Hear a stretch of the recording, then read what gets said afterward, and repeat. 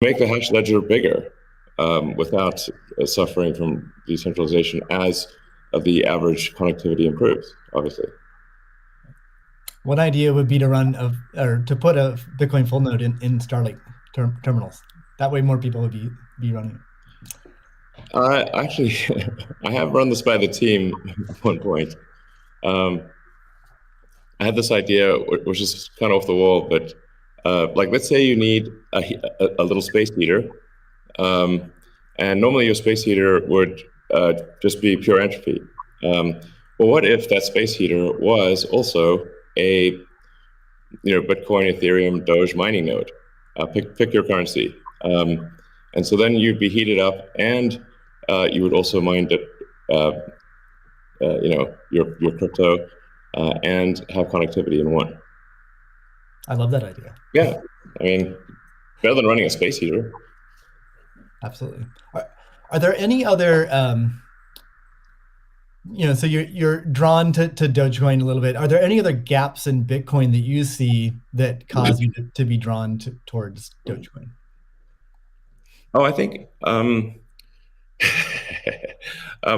mean, I think there's Doge has the Doge community, I think, is somewhat irreverent, obviously, and has great memes and loves dogs, and I love dogs and memes, and it doesn't take itself too seriously, and I think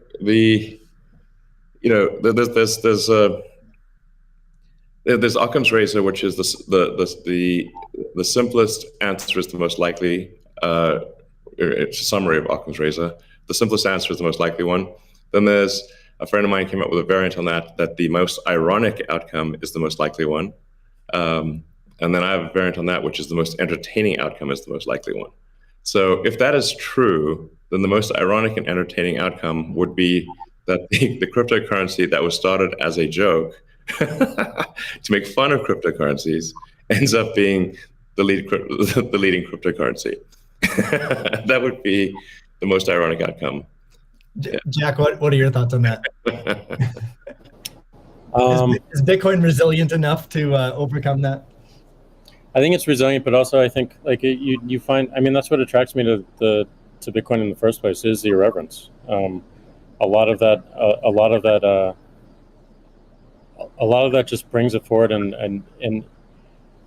at first go it makes it a little bit inaccessible, but as people get into it, it makes it more accessible and more spreadable. And I absolutely think the resilience is there. I think it's important to have fun as well, and anyway folks can express themselves. I think that goes back to the main idea of like how do we create a native currency for the internet? Anything that goes towards that path, like that's whatever wackiness or fun we can have along the way. That's going to make it a lot more enjoyable, and it's going to make a lot more people want to use it. I'd also point out there's nothing stopping someone from creating a Bitcoin wallet that's like fun and has memes, has dogs. That's possible as well. Great. Let's move on. Right now at this point. Let's move on to the next topic, which is Bitcoin and energy. It's a really hot topic that lots of people are talking about. Let's start with Elon. You've been vocal on this. You've said that. I mean, you said many things about it. You've also said that Tesla will resume payments in Bitcoin payments if the renewable energy is approximately 50% and sort of looks like it's on a positive future trend. What do you think the state of things are with respect to that? Yeah, so I do think that there appears to be a positive trend in the energy usage of Bitcoin. Actually, part of this is due to the drop in Bitcoin price. I mean, what I observed, or what I thought I was seeing, there may be some disagreements on this, but from when Tesla announced that it had acquired Bitcoin and was doing Bitcoin transactions, there was a massive run-up in the Bitcoin price, and also a massive increase in the amount of energy used to mine Bitcoin. And I think I understand renewable energy quite a bit. I mean, Tesla does solar and interacts with a lot of wind generation, through our mega pack, because basically you need to store energy from wind and from solar. So we're pretty plugged into the renewable energy industry. And there was just no way that you could basically double or triple the amount of energy in such a short period of time with renewables. You could shovel coal that fast. And so I was like, look, this is too sketchy. Tesla's mission is accelerating the advent of sustainable energy.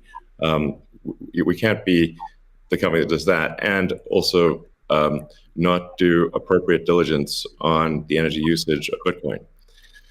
So all I did was I said, look, we're going to suspend Bitcoin transactions for now. We're not selling any Bitcoin, nor am I selling anything personally, or nor is SpaceX selling any Bitcoin. Again, I want to emphasize SpaceX, Tesla, and I own Bitcoin. I also own a little bit of Ethereum and Doge, but the companies just own Bitcoin, and the Bitcoin that I own is worth much more than the Ethereum or Doge. So clearly, if I'm if these actions negatively affect me financially, if I was purely financially motivated, then I would not express this reticence about Bitcoin energy usage. Now, it looks like Bitcoin is shifting a lot more towards renewables, and a bunch of the heavy-duty coal plants that were being used, unequivocally being used, this is not a question mark, have been shut down, especially in China. So I think it's probably, we want to do a little bit more diligence to confirm confirm that the percentage of renewable energy usage is most likely sort of at or above 50%, and that there is a trend towards increasing that number.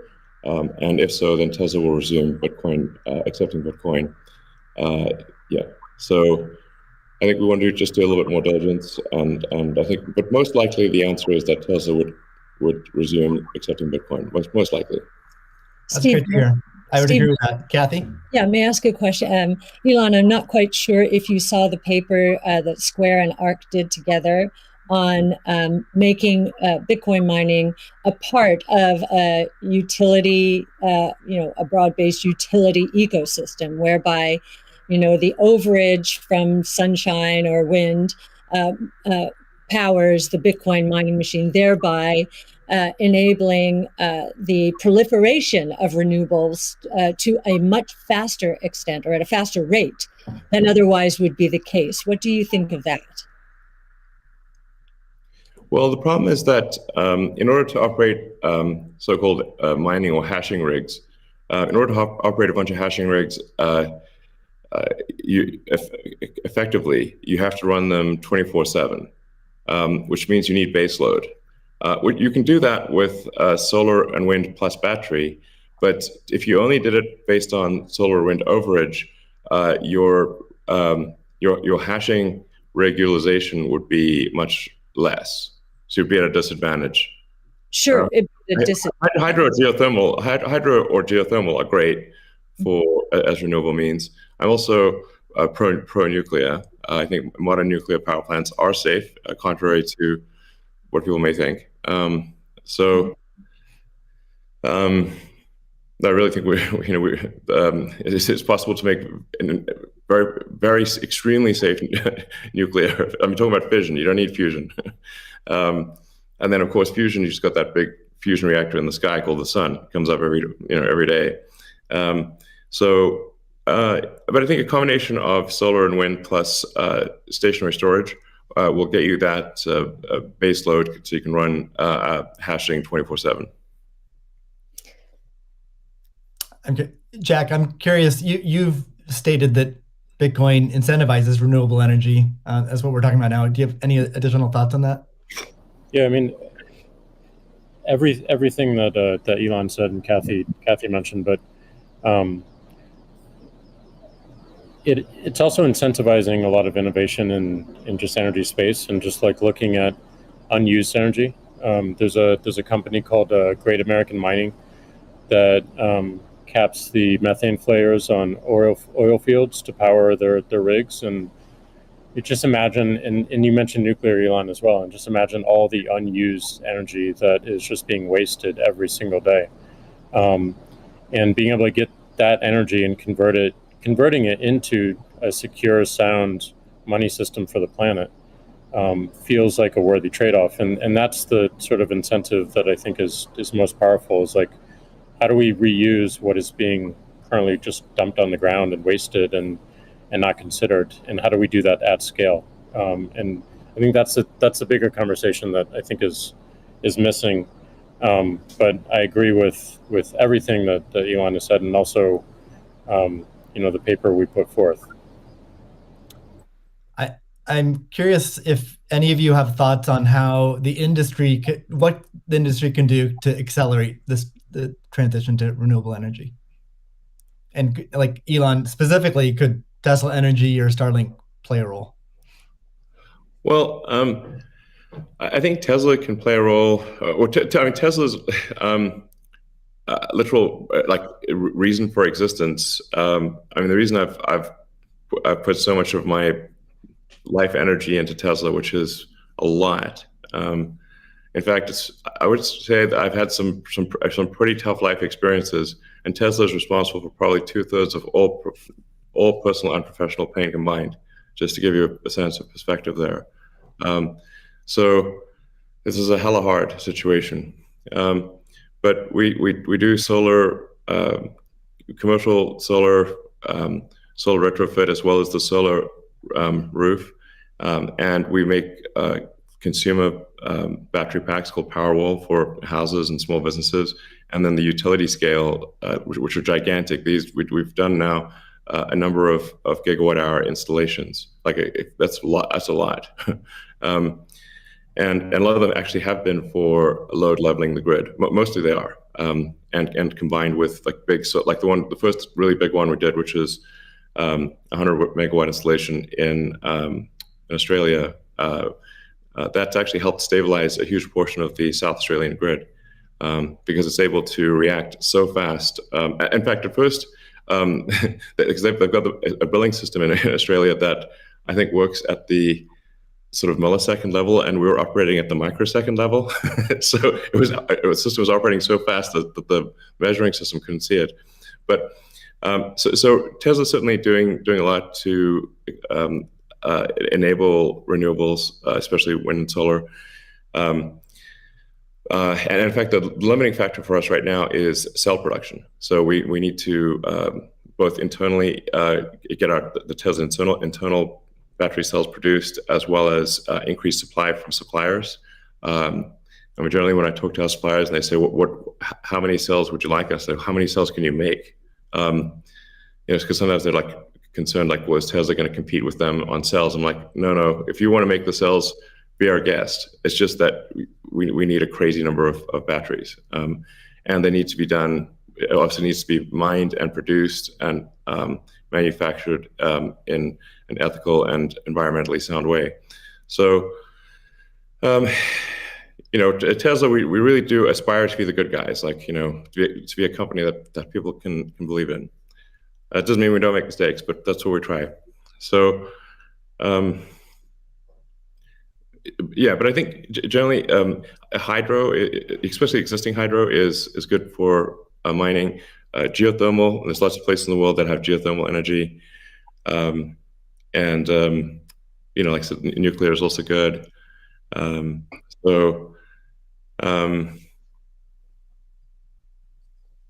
think just as I said earlier, the expectation is not that the energy production must be pure as the driven snow, but it must it can't be using. It also cannot be using the world's dirtiest coal, which it was for a moment there. That's just difficult for Tesla to support in that situation. So I think. But I do think long-term renewable energy will actually be the cheapest form of energy. It just doesn't happen overnight.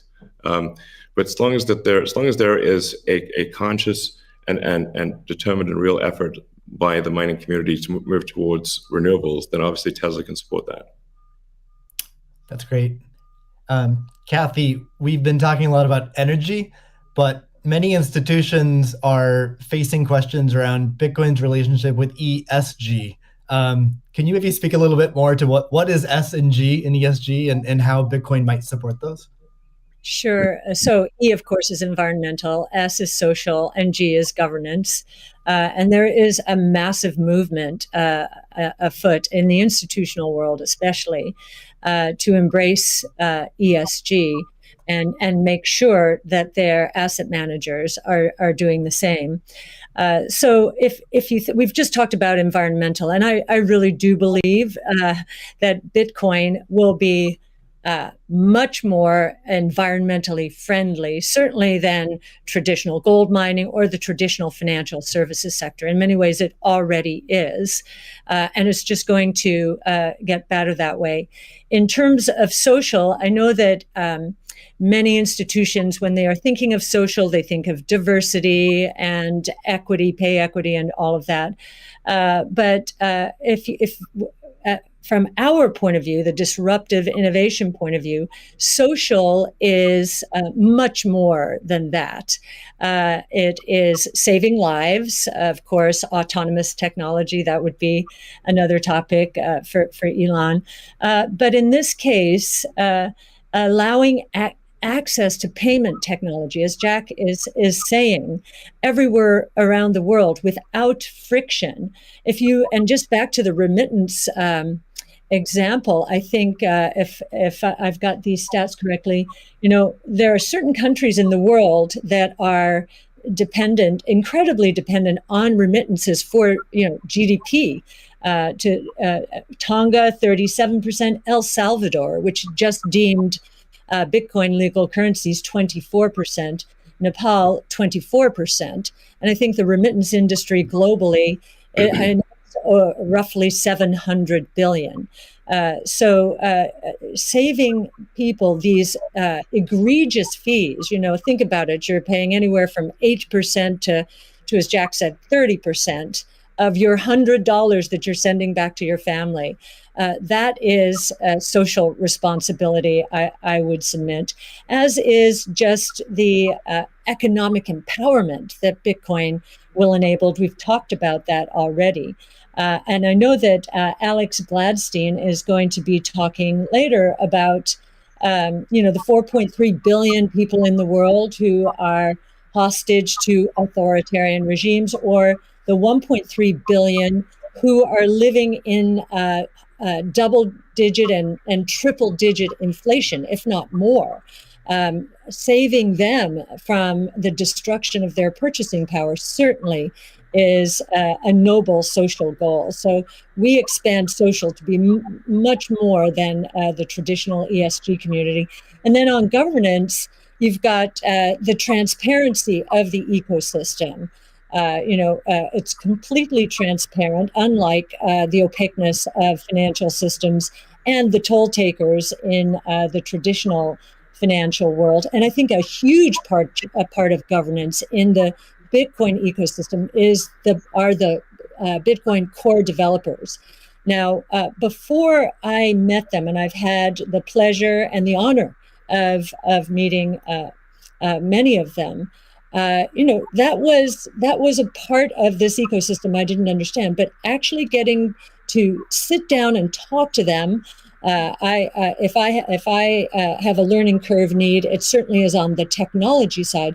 But in terms of talking to them about economics, economic theory, failed monetary regimes historically, they know economic history, many of them, better than anyone I've ever met.